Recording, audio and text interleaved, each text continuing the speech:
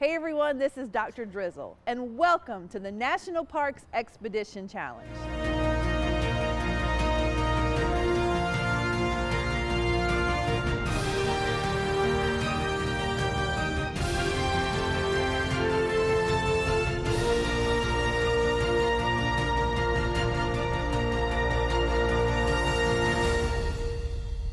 Today, we're at the Maggie L. Walker National Historic Site in Richmond, Virginia, with our new friend, Ranger Ajena. Ranger Ajena, thank you so much for having us here. Now, it is a little chilly out here, so if they see some shivering, know that it's about 50 degrees, but with a breeze. But we're in this beautiful site in front of this amazing mural, and I know you're going to tell us all about that. But before we do, how did you come to the national parks and Maggie Walker? Oh, wow. It's been an interesting journey for me. I started out in Roanoke, Virginia as a college student working on the Blue Ridge Parkway. And my goal in life at that time was to become a physics teacher. Okay. Now you might ask how I ended up at a historical park. I'm going to ask that a lot today. 30 some years later, but it's because I started working on the parkway as a fee collector, a GS3, which is the lowest rank that you could have, and I was only supposed to sit in a fee booth and collect fees and greet visitors as they came to the campground. But they gave me an opportunity to get out and also go through the woods and do the paths and trails. They also had me give programs at the campfires. And I found that I had a love for the parks that I didn't realize that I had. So from there, I was able to share my story as an African American woman growing up in the United States and talk about people who were in history contributing to the United States, such as I worked at Booker T. Washington National Monument. That was my first permanent job. Then I transferred out to Independence National Historical Park, where I talked about the Liberty Bell and Ben Franklin and all of those things. The most time I spent was at Valley Forge. Oh. And you think it's breezy and cold here. Try a Valley Forge day in February. Wow. When you're out interpreting to thousands or so Boy Scouts about the Valley Forge encampment. But at the same time, go ahead 6 months in June, and when the Army marched out in that story, and it's 90 plus degrees. Wow. So I learned to love the extremes that you would find in any of the national parks. And finally, I got here to Maggie Walker National Historic Site in about 2010. So I'm approaching my 12th year at Maggie Walker Site and absolutely loving it because it allows me to pull together my love of history and my love of telling stories about African American men and women. And also now that I'm a supervisor, I can help other people learn and learn to tell those stories and help get things in place so that they can grow like I was allowed to grow. Well, that is a beautiful story. And fun fact, one of our first virtual experiences back in maybe 2013 was at Valley Forge in January, 2 days after the new year. So I can tell you it was extremely cold, and we talked about the engineering piece of their whales. So look at the connection we're already making here.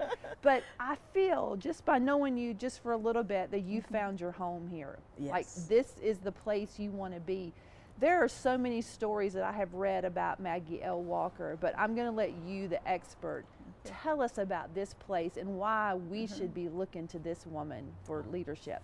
Well, Mrs. Maggie Lena Walker was an amazing woman who lived during the time that the Civil War was just coming to a close until the dawn of the early civil rights movement. In other words, she was born in 1864 in July, and she died in December 1934.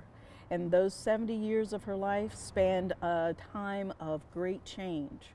We often in the national parks call this looking at the time from Civil War to civil rights, Okay. and look at it as a journey, not just one battlefield or battle or one piece of marches or for civil rights. It was a journey, a continuum. And we today continue Mrs. Walker's story. And that's why it's so important for us to look at her lifetime. It comes in a part that a lot of times is overlooked in our history books, because you have your American U.S. history condensed so much that you can only hit so many things. Right. But when you take time to look at Maggie Walker, you see about how rights were expanded and then how they were slowly stripped away after the Civil War, during Reconstruction, to get to the point where segregation, it was legal to discriminate, and it was encased in the laws. If your rights have been stripped away by law, how do you still continue? How do you still keep hope when you are continually being treated as a second-class citizen? Well, Mrs. Walker both gave that kind of hope to those to help them find pride in them, in their community, to come together to lift each other up in unity, and figure out ways to fight and advocate for those rights to be restored. So she's doing both things. That's a lot of pressure on one person to wear the emblem of hope, and for 70 years. And from what I've read, starting young, just being that person who could go through adversity with hope and then deliver that to a group of people. So we're standing in the courtyard right now of this National Historic Site. Tell us more about her. Sure. So when we are here at the National Historic Site, Maggie L. Walker National Historic Site, we are in an area where on one side is her home that she bought in 1905, moved in with her family in 1905, and lived here until she passed away in 1934. She took a home that was 9 rooms when she purchased it, and over the next years that she lived here, she would turn it into a 28-room mansion. It was a place for refuge for her family, to get away from some of the things that you might confront out in the larger society. It was a place that people would come and visit with her who were leaders in the African American community and otherwise as well. So we have been able to restore her home inside to the way it looked in the 1930s. And we're able to do that because her family had such a great vision. They wanted to keep the house as it was, and see it as a museum and a testament to her life. So they kept it, and they kept it in great condition, even inside, until it became it becomes a national park. So when we are here in the house, we can see what was important to her: her books, her diploma, how she made things comfortable for her family, and some of the struggles that she had too. She has an elevator installed in her house, for example, because she can't get up and down the stairs anymore due to complications from diabetes. And so she makes that place a home. And with that, we are also charged as a national park to preserve the landscape, the streetscape, because a house just sitting by itself loses its visual context. By that I mean, think of something just sitting by itself, but you don't see what was around it at the time. Okay. Because this is also located in a National Historic Landmark, the homes on either side of her have survived. So when you come to visit the site and you walk around the corner from the visitor center, you are getting quite a glimpse, very similar to what she would have seen herself. And that way, you are better able to put yourself in the mindset, put yourself in the frame of what you'll see when you go in the house. Well, I want to go back to a point where you said that American history is a huge chunk of our story, but we condense it because we need to get some stories told. Just like Maggie L. Walker's life, it's 70 years, but there were so many things that happened. Can you think of a particular story or accomplishment that would be really cool to tell to our students? Well, an accomplishment that is really makes Maggie Walker well known is that in 1903, she started a bank. A bank? A bank. Wow. She founded the St. Luke Penny Savings Bank as part of a movement with her organization. Now, let me tell you the name of the organization. It was the Independent Order of St. Luke. Okay. It was an organization that was designed to help its members help each other, especially if someone was sick or someone had died in the family. They would help each other in those hard times. But Maggie Walker had a vision that the organization could do not only for their own members, but for the entire community. So what she did is that when she became the leader of the organization, she had this vision that she shared with the rest of the members, that they should have a newspaper so that people could know what was going on in the community, that they should start a department store to give the women of the community jobs, things that they could learn, something professional that they could do. And then they should have a bank, because this is a time where banks were not giving loans to African Americans. They were not even letting you easily have an account in the white-owned banks because of those segregationist laws and customs. So Maggie Walker proposed that they start a bank for themselves. And that way you could, no matter who you were, get a loan. You could borrow money to get education. You could learn to and have a place to save your own funds that you could then do better for yourself and for your family. So yeah, she did that. And this was, let's put it in context, 1903. It wasn't until 17 years later that women across the United States were constitutionally granted or the right to even vote. So she did this. She was a pioneer. Yeah, lacking the right to vote, lacking the ability to go out and be treated as a full citizen of this country, but she still kept that hope and led the way. She was quite the leader. Something that I'm just in awe of is that she loved her family, right? So Yes, she took care of them by enlarging this territory. Yes. But then she took that to this whole other thing by wanting to make sure her community also had that encouragement, that support, that virtual hug, if you will, Yes. which really excites me, because what a beautiful story for our students watching today.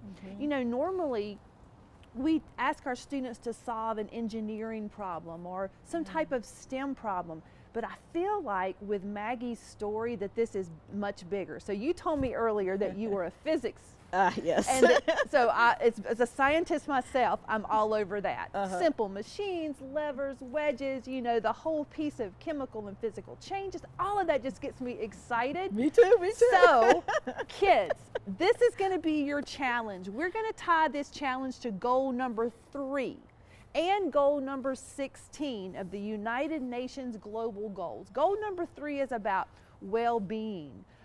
Physically, mentally, and emotionally.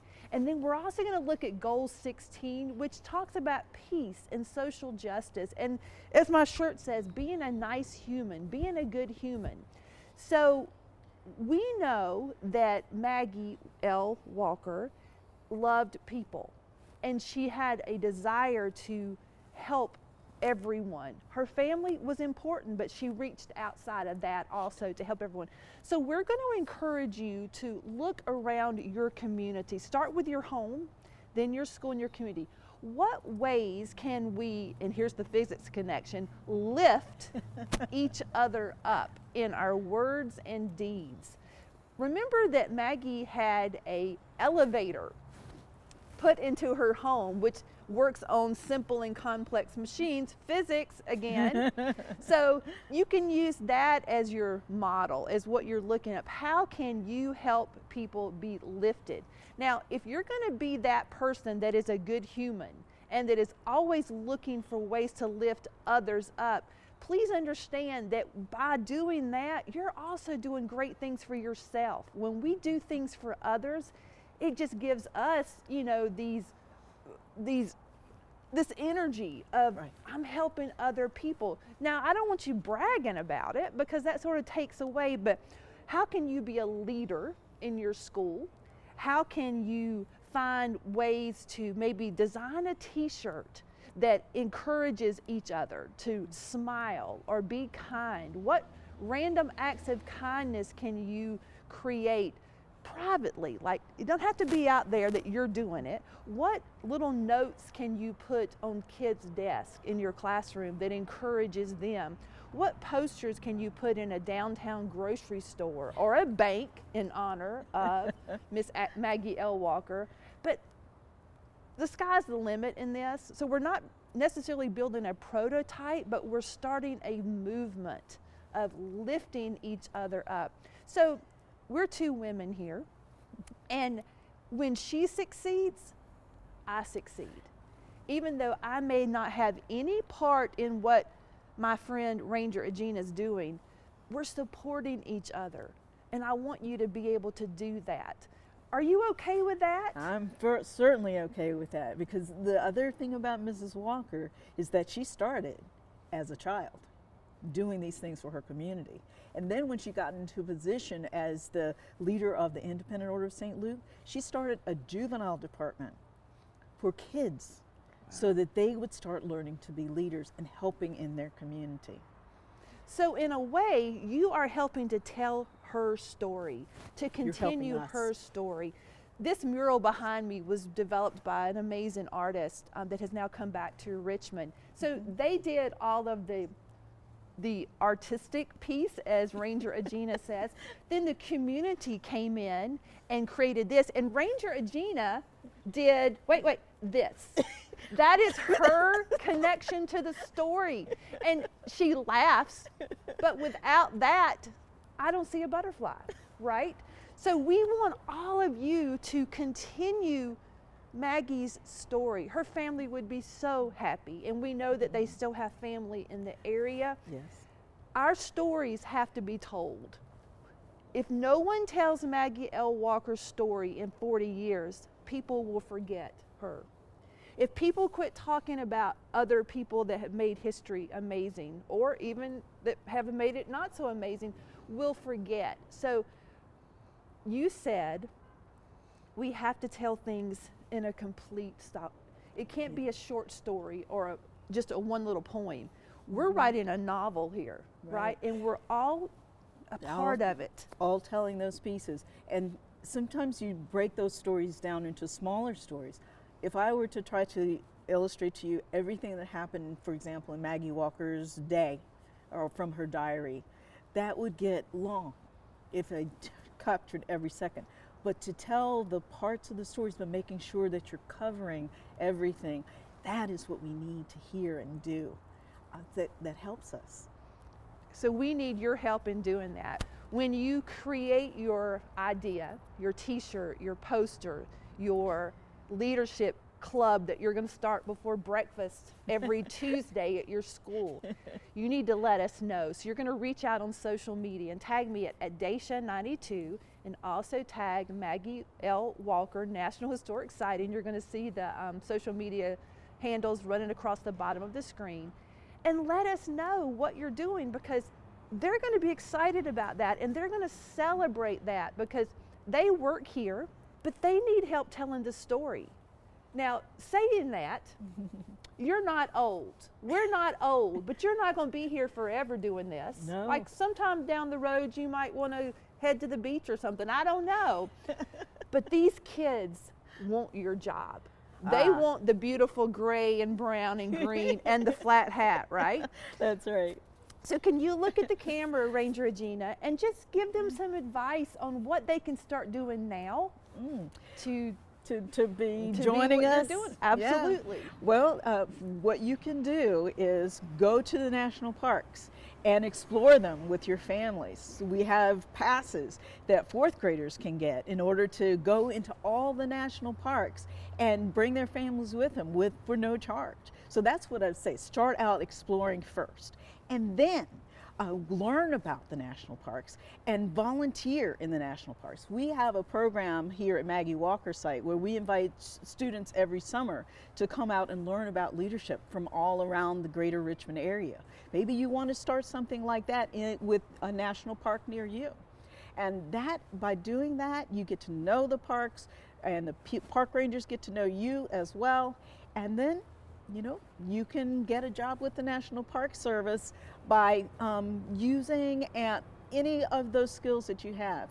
Not everybody is going to be an interpreter like me. We have people who help maintain the buildings and the grounds, restore the historic home, make sure that it stays in a good condition.